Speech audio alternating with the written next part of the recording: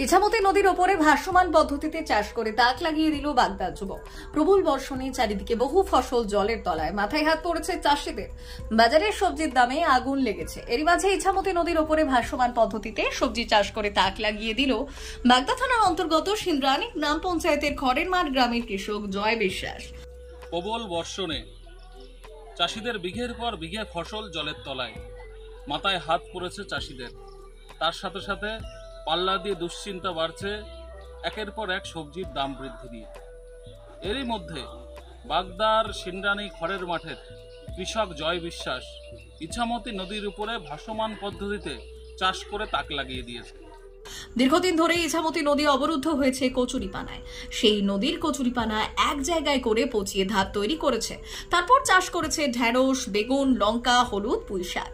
এ বিষয়ে কৃষক জয় বিশ্বাস বললেন, আমার খুব অভাবের সংসার, নিজস্ব জমি জমা কিছুই নেই। সর্বত্র নদীর মধ্যে দেখা যায় যেখানে কচুরিপানা এক জায়গায় হয়ে পচে গেছে, সেই ধাপের ওপরে কলমি, মালঞ্চ, হেলেঞ্চা, কুলেখাড়ার মতো শাক তৈরি হয়। সেখান থেকেই আমার মাথায় আসে যে এই সমস্ত শাক তৈরি হলে অন্যান্য সবজি তৈরি হবে না কেন, এবং তারপরেই আমি নদীর কচুরিপানা এক জায়গায় করে সেরকম ধাপ তৈরি করে তার উপর বিভিন্ন সবজির বীজ বুনি, এবং দেখা যায় গাছগুলি খুব ভালো হয়েছে এবং ঢেঁড়স, বেগুন, লঙ্কা পড়েছে, যা দেখে আমি অত্যন্ত খুশি। আগামীতে অন্যান্য সবজিও চাষ করার পরিকল্পনা রয়েছে। আমি এই নদীর কচুরিপানা টেনে এক জায়গা করে পচায়ে এই পচা ধাপের উপরে সবজি চারাগুলো লাগাচ্ছি।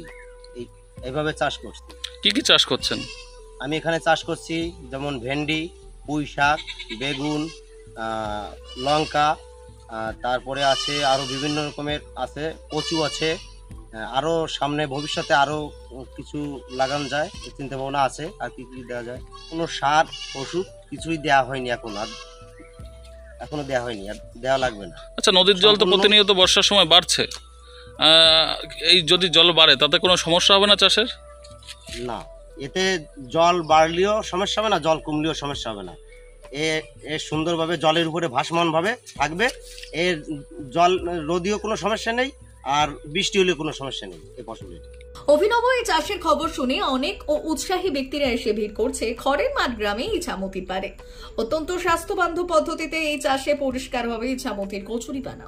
এই আগামীতে এরকম চাষ যাতে আরো ছড়িয়ে পড়ে, এখন সেটাই দেখার। বাগদার সিন্দ্রানী থেকে বিপ্রজিৎ দাস, কাটাতার নিউজ।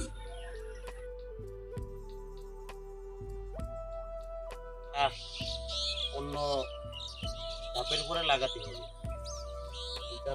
এখানে